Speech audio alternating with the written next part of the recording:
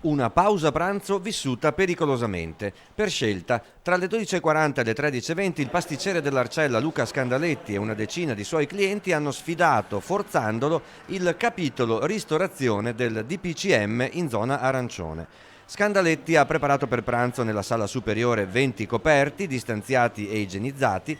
I clienti si sono seduti a mangiare, tutti consapevoli dei rischi che correvano, sotto l'occhio attento ma discreto di polizia e carabinieri. Sono un imprenditore agricolo e supporto l'iniziativa perché la vendita delle mie culture mi fa vivere, ma solo con la ristorazione. Ma non solo per Luca, per tutti i ristoratori che sono allo stremo. Per sposare la causa, sono vicino comunque a Luca in questo momento e pagheremo le conseguenze. Ecco sì, se dovesse arrivare anche una sanzione? La paghiamo. Vale la pena? E se sì, perché? Facciamo qualcosa, facciamoci sentire.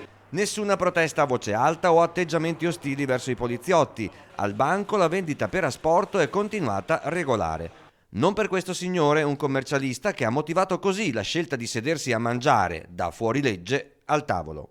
Ho esigenze di alimentazione in pausa pranzo che ritengo sia un diritto prima di tutto umano e poi costituzionale, garantito dalle libertà costituzionali, violate dai DPCM. L'asporto vuol dire mangiare in strada al freddo. No, mangiare in ufficio. Mangiare in ufficio per chi lavora. Cioè, perché devo tornare in ufficio a mangiare? Tagliatelle, insalatone, vino selezionato, il personale ha servito il menù del giorno, poi alle 13.20 ha dovuto fare spazio agli operatori di polizia che hanno identificato 9 clienti e il gestore. Tutti cercheranno di non pagare le multe da 400 euro facendo ricorso. Scandaletti sottolinea che in questa sfida ci ha messo la faccia da solo per una intera categoria. Ho preso questa decisione perché trovo che sia corretto far capire e, tra virgolette, alzare la voce e sottovoce.